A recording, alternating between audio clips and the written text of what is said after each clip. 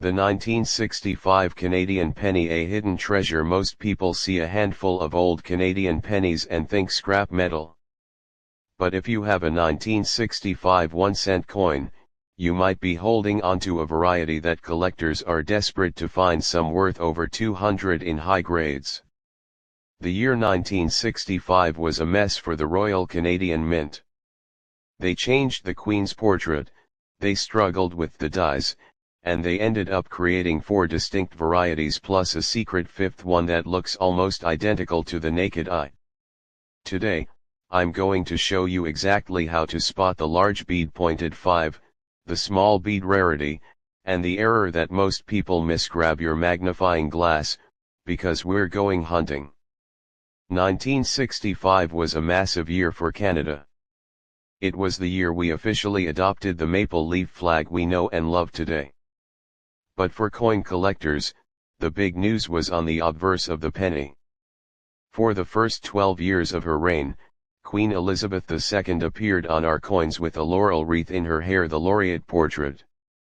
But in 1965, the Mint introduced a more mature portrait designed by Arnold Machin. This new version features the Queen wearing a diamond tiara.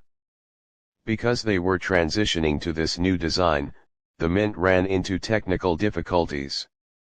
The dies were wearing down too fast, leading them to tweak the design mid-year. This tinkering is exactly what created the rare varieties we're looking for today. Before we look at the varieties, let us check the bones of this coin. Composition: 98% copper, 0.5% tin, and 1.5% zinc. Weight: 3.24 grams. Diameter: 19.05 millimeters. Because these are high copper coins, they actually have a melt value higher than 1 cent, usually around 3 to 4 cents. But remember, melting them is illegal in Canada. Besides, the collector value of the varieties we're about to discuss far outweighs the metal price. To value a 1965 penny, you have to look at 2 things, the beads on the front and the number 5 on the back. The beads small versus large. On the head's side, look at the circle of beads denticles around the rim. Look specifically at the letter A in Regina.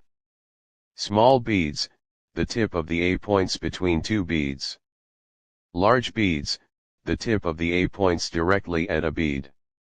Why this matters: large beads were the first attempt, but they wore down the dies too fast. Small beads were the fix.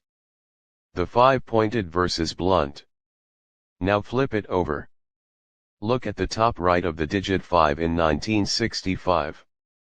Blunt 5, the top bar ends in a flat, vertical line. Pointed 5, the top bar ends in a sharp, 45-degree angle pointing down. The rarity rankings: large beads, pointed 5 the holy grail, this is the rarest of the main 4.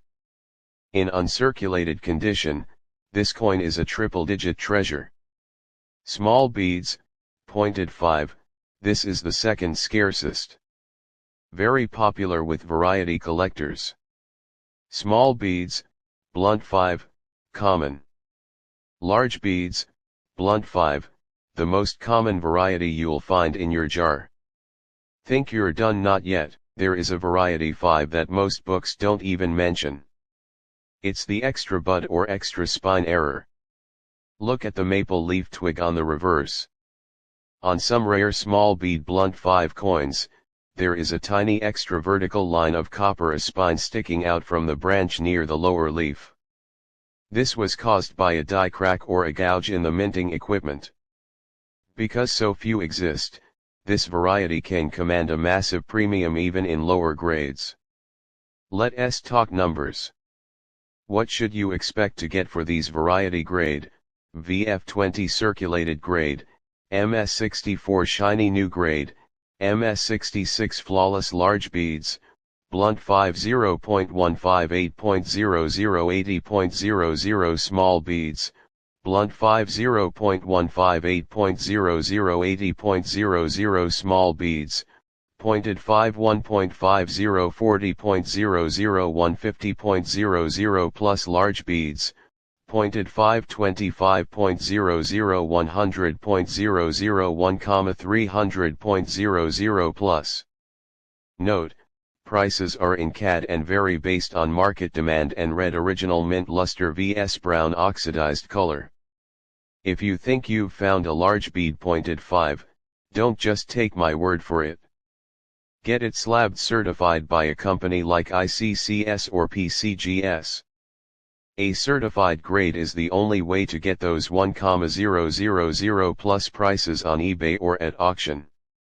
Even if yours is the common variety, keep the shiny ones. Copper pennies were discontinued in Canada in 2012, so every year they become a little harder to find in good shape. Next step for you, go check your change jars. If you find a 1965, comment below with which 5 you found. Is it pointed or blunt? If you enjoyed this deep dive, hit that like button and subscribe to join our community of coin hunters. I'll see you in the next